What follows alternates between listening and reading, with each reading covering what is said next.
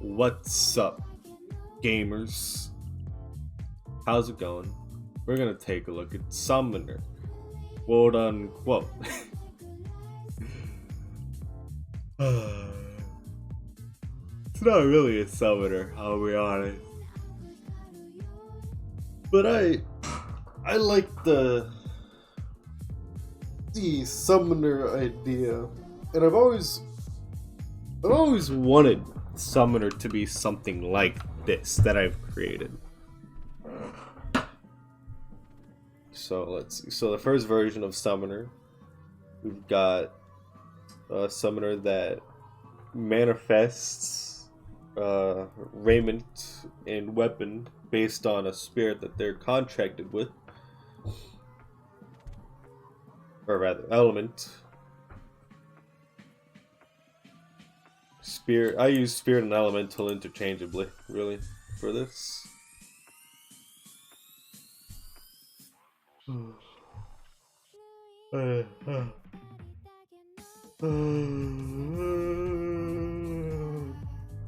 Typically, you can only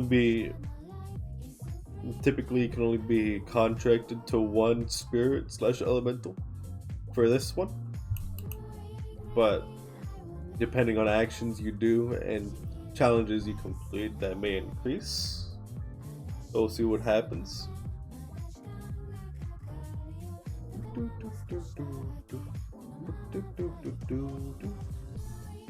Let's see. So then there's this one, which is maybe more in line with what you may think of a normal summoner, but at the same time, it's got my own little flair to it. So you summon a variety and many elementals, but you fight like a warrior. You're not a spellcaster. Fuck spellcasters. So, well, I'm gonna turn this down. Wow, it's already pretty low. Hold on. I got this. There we go. There we go. So, oh, the song was ending. No, we're good. It's not loud. It's not that too loud. So let's see. This is you ask an elemental for help, and it pretty much gives you an elemental sprite, like a small elemental power you can use. Okay, this doesn't cost an action. It's technically a passive. We'll discuss that later. No, it isn't a passive because you have to roll for it. There we go. I remember that reasoning.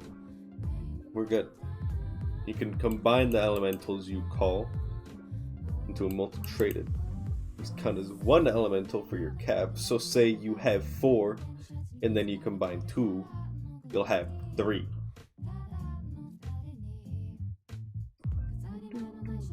So, if you remember, in the first episode when I was talking about this and combo and special and all that, so like opposing elements wouldn't work well together, so like water and fire. This is more explained here, as in if you combine opposing elements without an intermediary, the combination has a chance of failing. So say you were to combine water and fire. That would have a high chance of failing unless you mixed something like earth or nature into it.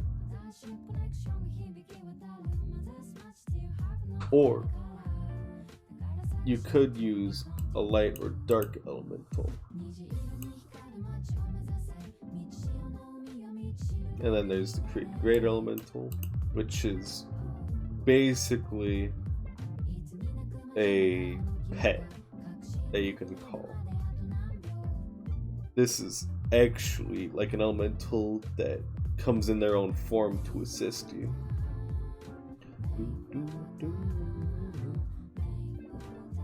So it's not like these elementals that you just use for these abilities. This is an actual pet.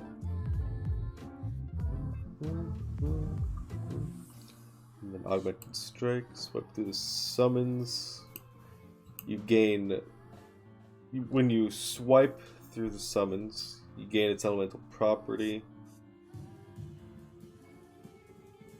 So like, say you were to swipe through a fire and thunder one, you would gain fire and thunder effects on that one swing. This could also be achieved by just using Combine Elemental and combining fire and thunder.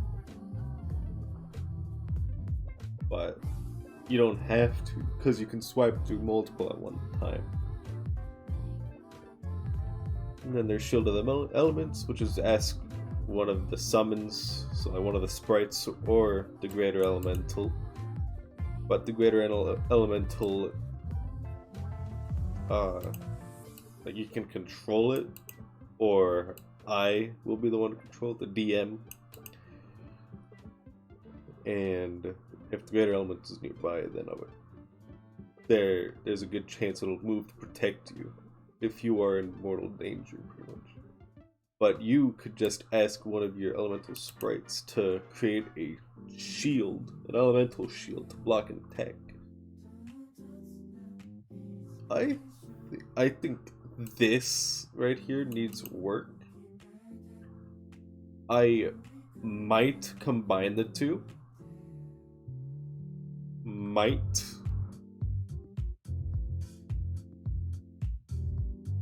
I'm still thinking about it. Or just have this be the only one. We'll decide on that later. For now, let's move the mages.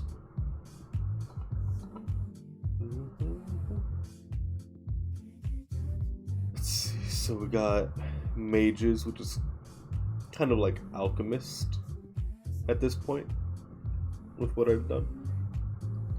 So it's got energy orb, which you throw an orb of energy, as it says. But the special thing about this is it can be element or chemical of your choosing. Now here's the kicker.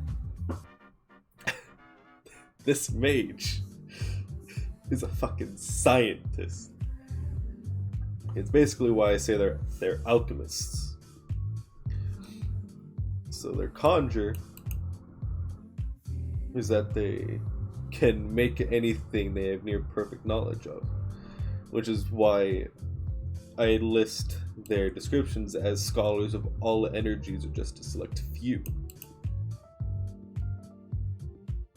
Mages can literally conjure an element or a chemical that they have a lot of knowledge for.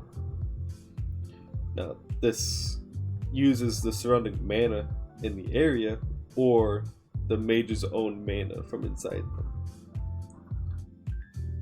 Portal is a hee hee ha ha one that I came up with.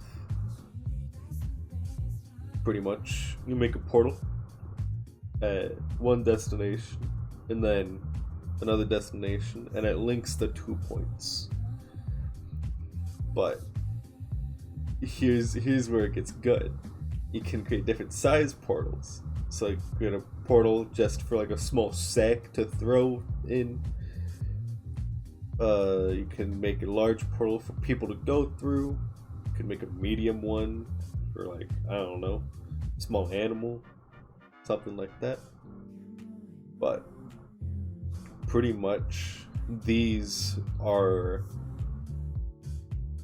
portal is a supporting tool, or if you're on your own for whatever reason, it's how you survive.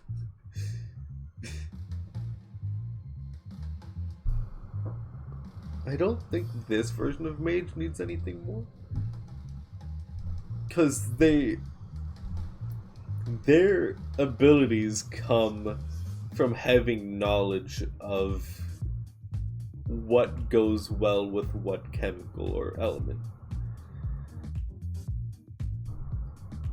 And then there's Keen Mind, which lets them just gives them everything a mage loves. Faster learning speed, faster reaction time, faster appraisal of a target's weakness, and the spatial awareness is increased, which is good for Portal.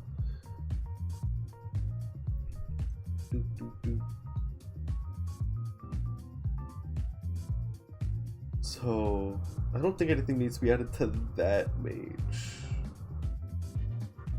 And then we got this mage that's based off of Megumi from Konosuba. So, big boom. Spend the turn casting a spell. As long as you stay in place, the spell is not interrupted. Extend cast time for a stronger explosion, but careful. More into that later. Multi-magic spear. Conjure up to 5 magic spears, depending on time spent. So, these spears are pretty big. The spears would be pretty big. But, the special thing is that the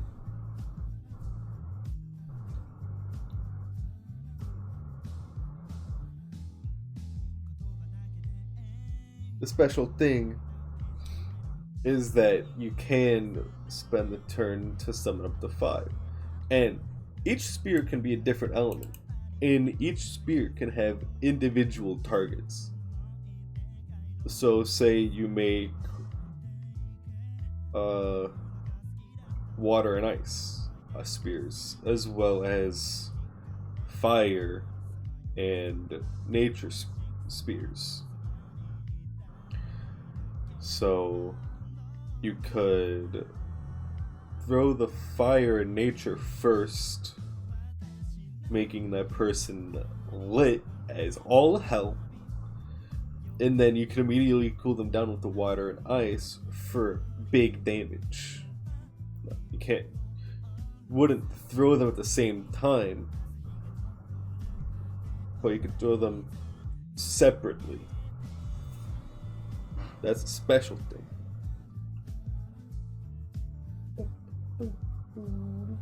Depending on how you would want to use it,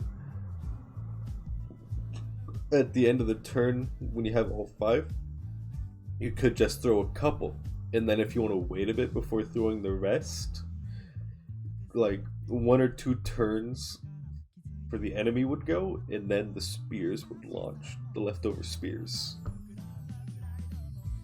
That would be how that works. That's neat. Have we spent all this time talking about mages? No, we were talking about Summoner earlier. I hope. And we got Magic Pulse. This is basically the self-defense of this type of mage. Send out a weak pulse of energy. It knocks everyone off balance. And it can be used while casting without interrupting your big spells. So you could use Magic Pulse while casting Big Boom or Multi-Magic Spear to protect yourself. And then there's Honed Mind, which basically makes it harder to be interrupted.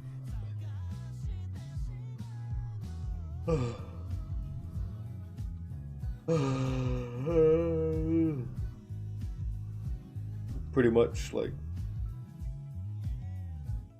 yes, it is harder to interrupt you, but the mind, it's basically a single check mind at this first stage. This can be upgraded part. That's what's important. At first stage of Honed Mind, pretty much means if someone like bumps into you or grazes you with the sword, you wouldn't be interrupted. You would have to be like fully cut or pushed to be interrupted. Small things cannot interrupt your focus, but big things can. And you would be able to move while casting multi-magic spear, but not a big boom. I think one thing should be added to this mage, but that'll be for next time. I don't think I can come up with a suitable thing right now for this mage either. So we'll move on to previewing the other classes. Wow, I haven't done anything for these ones. Oh no. We need to work on that. Anyway, that's it. Subscribe, please, and peace out.